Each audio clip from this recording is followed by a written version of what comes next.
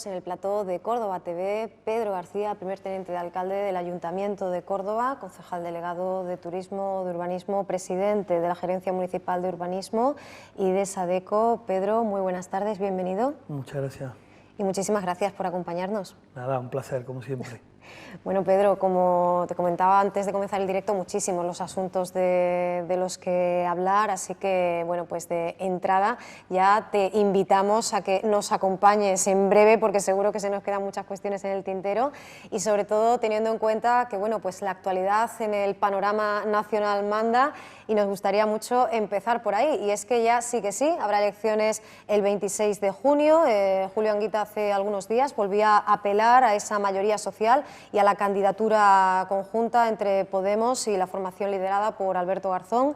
Desde ayer, en Izquierda Unida y hasta el 4 de mayo, vota la militancia del partido a propuesta de la Dirección Federal sobre la convergencia o no con otras formaciones políticas. Estamos, bueno, ahora mismo se está fraguando esa posible alianza. Sí, bueno, hoy lo que queda de mañana vamos a los militantes y los simpatizantes. Van a poder votar si finalmente, bueno, están de acuerdo con que haya una coalición electoral con Podemos, ¿no? Yo creo que, bueno, estamos en el momento oportuno, un momento histórico muy complejo, donde por primera vez desde el 78, bueno, pues digamos que hay una gran mayoría social o una importante mayoría social que entiende que el bipartidismo pues, ha fracasado en su alternancia y en hacer las mismas políticas, y es bueno, importante que haya una renovación importante y un cambio político en nuestro país, ¿no? En ese cambio político solo será posible si sumamos, ¿no? Y la suma de Podemos, de Izquierda Unida y de más fuerzas políticas, las mareas, movimientos sociales, sindicatos, toda la gente que de verdad esté organizada o no, que quiera un cambio político y un cambio social en nuestro país, que está en un momento muy complejo desde el punto de vista político, desde el punto de vista económico y desde el punto de vista social, ¿no? Tenemos un país donde todas las estructuras prácticamente del Estado pues aparecen diariamente en casos de corrupción, donde el partido que nos ha gobernado en los últimos 4 años, un partido que está imputado, un partido que tiene casos de corrupción, bueno, pues casi en todos los ayuntamientos donde ha sido gobierno o casi en todas las comunidades donde ha sido gobierno, ¿no? Y es un momento idóneo, perfecto, para sumar todos aquellos que queremos y todas aquellas que queremos cambiar este país. Las cosas van bien y creemos que en los próximos días se puede terminar de definir esa coalición electoral que nos permitiría, bueno, pues quitar al PP y ser la primera fuerza política, porque nosotros salimos a ganar las elecciones. En este asunto seguiremos insistiendo, ahora hablaremos de las posibilidades de esa confluencia. Te pregunto también por bueno, cómo ha impactado, qué repercusión ha tenido todo lo acaecido desde el 21 de diciembre, desde ese día después de las elecciones, del 20D, no solo bueno, pues, para los simpatizantes y militantes de la coalición, sino concretamente para ese equipo de gobierno, máxime con la situación que tenemos en el Ayuntamiento de Córdoba, ese cogobierno entre Izquierda Unida y el Partido Socialista. Bueno, nosotros tenemos un acuerdo de gobierno, 51 puntos, sí. Ganemos apoya al gobierno, es parte también de ese acuerdo que se firmó en su momento, y nosotros y nosotras nos sentimos muy cómodos porque estamos desarrollando las políticas que entendemos que necesitaba el Ayuntamiento de Córdoba. Bueno, los primeros meses son meses de situarse y son meses muy complejos, ¿no? Pero cuando llegamos, bueno, pues nos encontramos una situación social muy grave en nuestra ciudad, donde había miles de cordobeses y de cordobesas pues, que le cortaban la luz, que le cortaban el agua, que los desahuciaban, que no tenían para comer, y lo que hemos hecho en primer lugar y en primer momento es poner el foco en las personas, ¿no? Creamos la Oficina en Defensa de la Vivienda, donde estamos trabajando además con colectivos y movimientos sociales que trabajan en ese sentido. Hemos puesto el mínimo vital de agua, es decir, que las familias tengan un mínimo por persona para poder tener agua en su vivienda todos los meses. Hemos aumentado en 1 millón de euros la ayuda de emergencia para que ningún cordobés ni ninguna cordobesa pues pase hambre, porque como digo, cuando llegamos nos encontramos en una situación social muy compleja. Lo primero que hemos hecho es poner foco en las personas, además de intentar bueno, pues generar un mínimo de empleo público, como hemos hecho en SADECO, generando esa bolsa de trabajo de 400 plazas, un mínimo de empleo público que nos permita, bueno, pues en la medida de lo posible, sacar a las familias de la situación en la que está. un altísimo número de desempleados, que es algo que nos obsesiona, hay mucha gente en el paro y tenemos que crear y hacer lo más efectivas posible esas políticas que nos permitan que haya gente que encuentre trabajo, que esa es la clave. Y es verdad que en esto también es importante, meto una cuña también importante, porque el Partido Popular en Madrid, en los presupuestos generales del Estado, al igual que la Junta de Andalucía, los presupuestos de la Junta de Andalucía, a quien más ha maltratado en los últimos 4 años ha sido a Córdoba. Hemos sido la última ciudad de España en inversiones públicas y eso, bueno, pues también afecta muchísimo a la hora de la generación de empleo. Si no hay inversiones del Estado y de la Junta de Andalucía, que son los que tienen los grandes recursos para generar riqueza, pues es muy complicado que un ayuntamiento lo haga. Lo vamos a intentar, pero ya digo que también es un motivo más para intentar quitar al Partido Popular, el hecho de que Córdoba deje de ser la gran sacrificada. Hablamos precisamente, bueno, hacías mención de la agrupación de electores que, por cierto, convoca una asamblea para este miércoles con idea de votar si apoya o no ese acercamiento entre la formación morada e Izquierda Unida. Hablaremos también de eso en los próximos días, pero aprovecho para preguntarte por esa valoración positiva ante la idea de crear bueno, pues, un tripartito con Ganemos Córdoba, algo que su portavoz, Rafael Blázquez, ya declaraba entender como viable a la espera de que la Asamblea de Ganemos lo planteara y lo votara. Desde el respeto, has dicho en alguna ocasión, al funcionamiento interno de otras formaciones, lógicamente, de concretarse esta coalición de cara al 26J, ¿podría también verse impulsado ese posible tripartito en base a esa idea de que son compañeros y, como declarabas hace muy poquitos días, bueno, pues están en la misma trinchera? Bueno, nosotros y nosotras con la gente de Ganemos nos encontramos en todos los espacios reivindicativos, desde el punto de vista social, desde el punto de vista de la lucha por mejorar nuestra ciudad o nuestro país.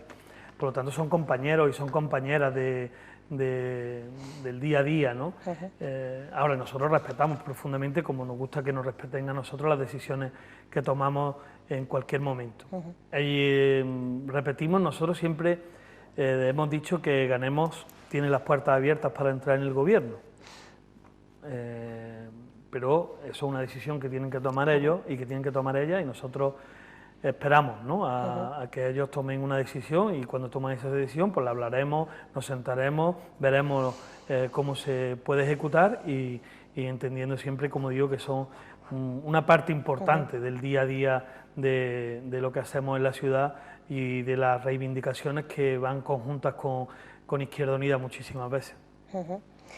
Tras también esas declaraciones realizadas en el barrio del Naranjo, por tu parte, antes de ese encuentro con los militantes, comentabas que estamos, bueno, pues, en disposición, decías, de ganar las elecciones generales y se lleva a buen puerto esa alianza. Alberto Garzón sigue insistiendo en que una de las condiciones en el marco de esta negociación es el respeto a la identidad, algo declaraba sustancialmente diferente al acuerdo previo al 20 de diciembre. ¿Entiendes factible que esta vez las siglas no sean ese obstáculo infranqueable? Volviendo a esas declaraciones recientes de Julio Anguita, bueno, pues decía que había que relativizar mucho esta cuestión de las siglas, pero ¿hasta qué punto puede ser o no óbice en esa decisión final? Pues mira, yo coincido con Julio Anguita. A mí las siglas es algo que no me obsesionan, ¿no? Las siglas al final son colectivos humanos y simplemente es el nombre y el apellido de una organización política que la representan personas. Nosotros y nosotras lo que sí queremos es que se respete la identidad de nuestro proyecto político, ¿no? Y eso es lo que ha insistido muchas veces Alberto. Y la identidad no es solo las siglas, son muchísimas más cosas. Es el programa, por ejemplo, ¿no? Nosotros necesitamos saber cuál es el programa con el que vamos a enfrentar este cambio de país, este cambio y esta transformación social. Y en ese sentido, a mí me preocupa mucho más la identidad del programa que la identidad, otras identidades varias que se puedan sacar. Y desde luego no puede ser una batalla el que si hay un tipo de sigla o otro tipo de sigla. Yo creo que eso está superado. Además está superado porque en Madrid, en Barcelona, en Zaragoza, en otros ayuntamientos importantes donde ha habido confluencia, bueno, pues se ha superado, ¿no? Ahora, la identidad de los concejales de Izquierda Unida están ahí, ¿no? Igual que la identidad de otros partidos políticos en cualquier caso. Pero sí es verdad, bueno, que estamos en un proceso de convergencia, las convergencias se hacen desde el respeto y de entre iguales, ¿no? Nosotros somos una fuerza política con muchísima trayectoria, partidos políticos que la integran pues llevan muchísimos años de lucha y más allá de esta democracia, y por lo tanto nosotros necesitamos y pedimos que haya digamos, un debate o digamos que haya un diálogo entre iguales, ¿no? Y yo creo que eso Alberto lo representa y lo hace muy bien, ¿no? Si observamos esas encuestas ya postelectorales, bueno, pues sí podemos apreciar que bueno, pues ese equilibrio de fuerzas entre ambas formaciones puede haberse visto modificado. También, por otro lado, los analistas apuntan a bueno, pues, la posible consecuencia, el posible efecto que tenga el hartazgo de muchas votaciones sucesivas, de muchos meses de situación de absoluta incertidumbre. No sé si, bueno, pues, si preocupa particularmente ese miedo, esa espada de Damocles de que quizá el votante pues sea de cara al 26 de junio más conservador o bueno, pues decida optar por el llamado voto útil y esto termine redundando y beneficiando al bipartidismo. Bueno, yo creo que el Partido Popular es un partido que yo creo que es complejo, ¿no? Tocar más fondo de lo que ha tocado el Partido Popular.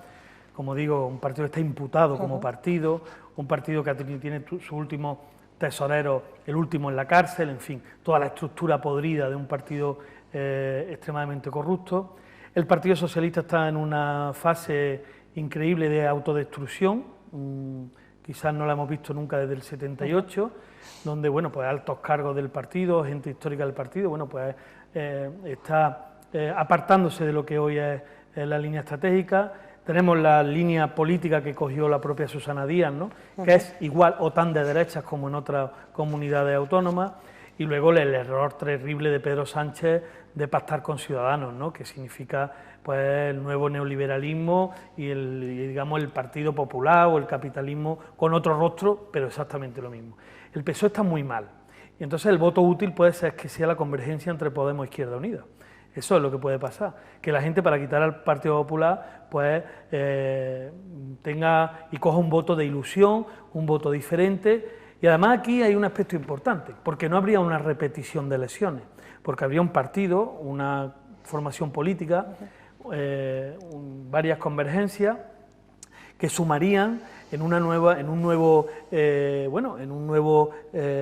ente, por denominarlo de alguna manera, en una nueva realidad política que sería esa suma de Izquierda Unida y Podemos. Por lo tanto, no hay una repetición de elecciones, sino que hay unas elecciones nuevas al haber nuevos elementos en lo alto de la mesa. Y esa convergencia entre Izquierda Unida y Podemos puede sumar mucho más que el Partido Popular. Yo estoy convencido que va a sumar mucho más que el Partido Socialista, que está en una fase muy negativa. El Partido Socialista ha perdido el norte ideológico. O sea, hoy, bueno, en Europa están votando el Tratado de Libre Comercio con el Partido Popular, o en Andalucía no hace absolutamente ninguna medida diferenciadora con ninguna comunidad autónoma del Partido Popular, y Susana Díaz representa quizás lo más casposo de la vieja política, si existiera eso de la vieja política, ¿no? Yo también tengo muchas dudas, ¿no? Hablamos también bueno, de lo que sucedía este fin de semana, de ese 1 de mayo, que después de décadas no coincidía con la batalla de las Flores, se producía el pasado domingo. Allí nos encontrábamos con una baja afluencia, pero sobre todo llamaba la atención la gran segregación, bueno, esa manifestación partida en tres, esa imagen, esa instantánea que nos devuelve, aunque sea sencillamente una foto fija, de esa falta de cohesión dentro del movimiento obrero y concretamente del ámbito sindical, entre esos sindicatos tradicionales y esas otras organizaciones no tan mayoritarias. Bueno, Izquierda Unida es una fuerza política plurisindical. Nosotros teníamos compañeros y compañeras en las dos manifestaciones y estos desahucios, ¿no?, que estaba ahí en medio, ¿no? En los tres espacios teníamos gente, ¿no?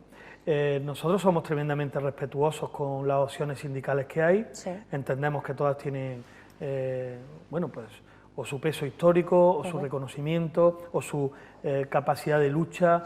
Bueno, creemos que todas intentan mejorar la sociedad. Es evidente que hay diferencias importantes entre una y otra, de además cómo afrontar la defensa de los trabajadores y de las trabajadoras. Para nosotros es muy importante que los sindicatos estén en la calle, todos. Es muy importante que los sindicatos estén en movilización continua, porque tenemos casi 5 millones de desempleados en este país, y los sindicatos no pueden guardar silencio ante las gravísimas diferencias sociales que se han producido en los últimos años fundamentalmente, y una gran pérdida de derechos que tenían que haber sido quizás, desde mi punto de vista, los sindicatos más, digamos, más beligerantes, ¿no?, contra el tremendo y terrible ataque que han sufrido la mayoría social en nuestro país, la mayor parte de la gente, ¿no?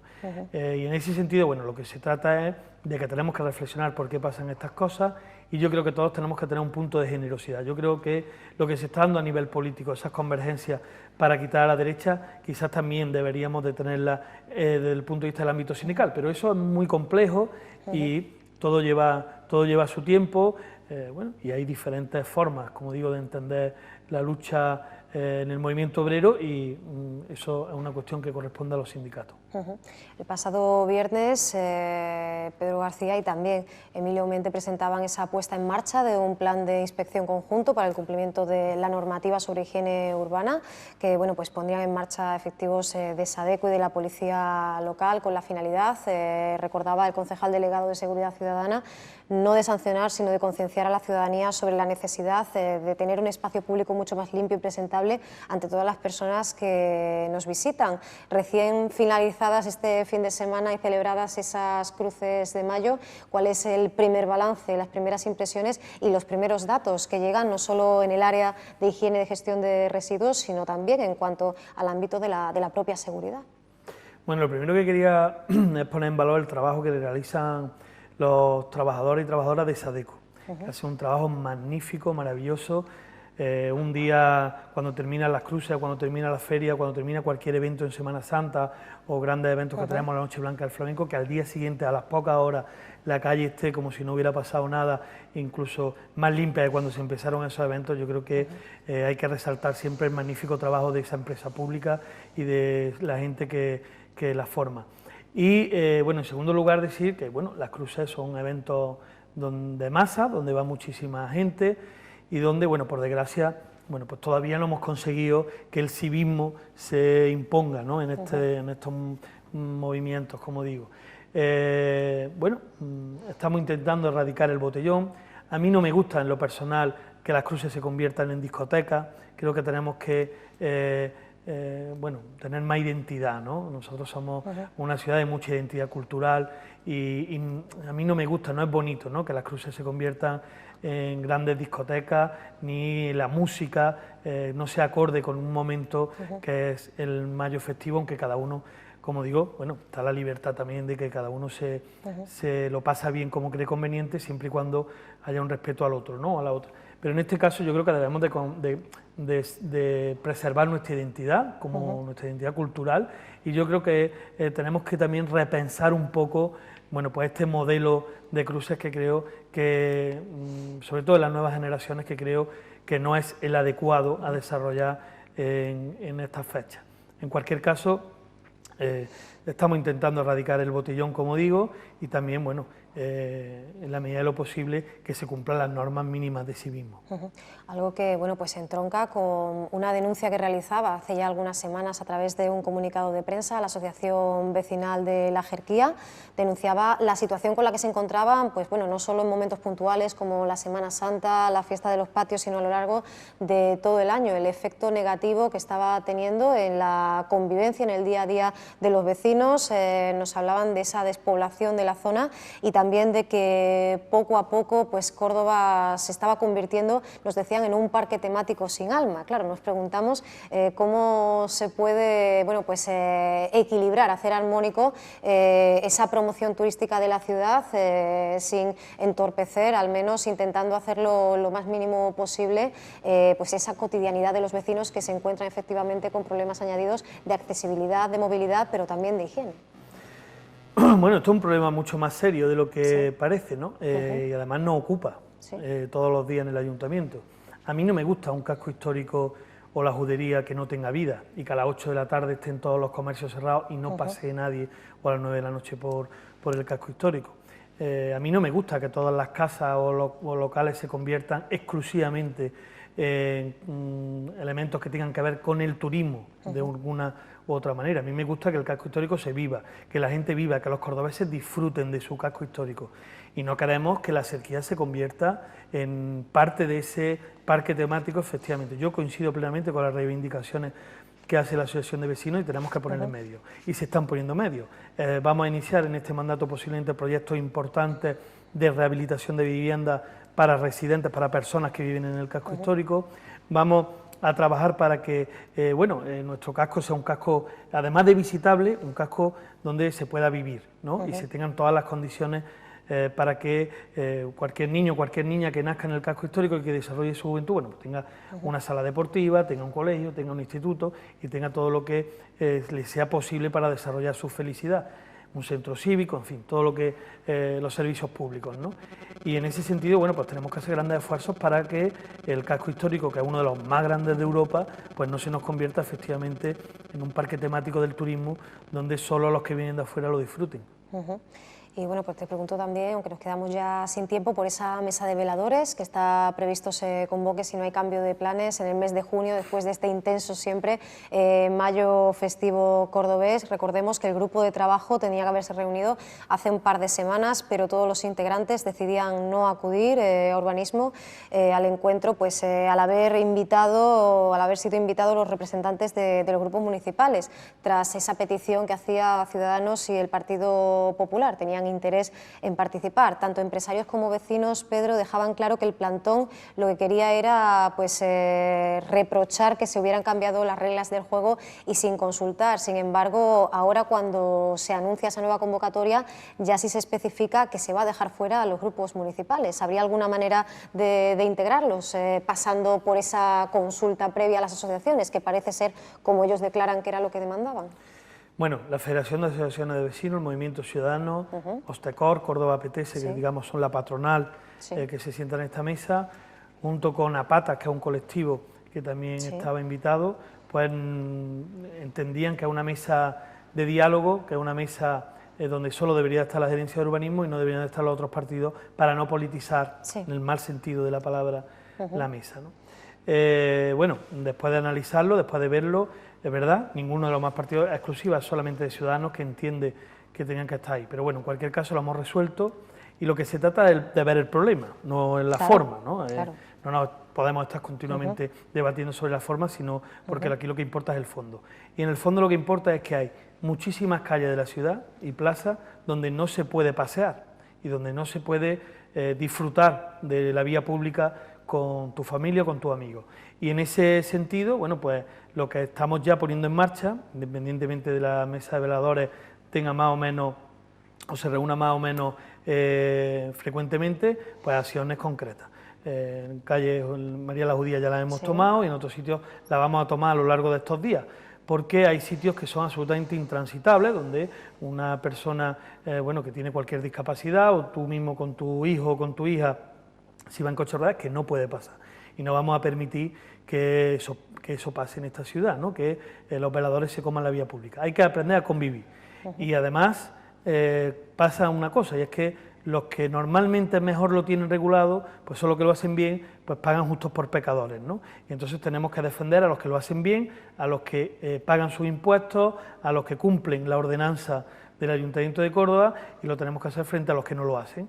Y en ese sentido, bueno, pues ahí yo creo que un acuerdo de mínimo entre todos los que nos sentamos en esa mesa a resolver cuestiones que tienen que ver importantísimas, ¿no? Con la calle La Plata, con las tendillas, con la corredera y con algunas calles del casco histórico que son, bueno, pues inviables, que se puedan seguir manteniendo los veladores, ¿no? Como en la muralla, en fin, muchos sitios donde hay una contaminación visual de veladores que no son permitibles ni se deben de permitir para también el propio mantenimiento del casco histórico y de lo que hablábamos antes, ¿no? De no hacer una ciudad exclusiva para el turismo.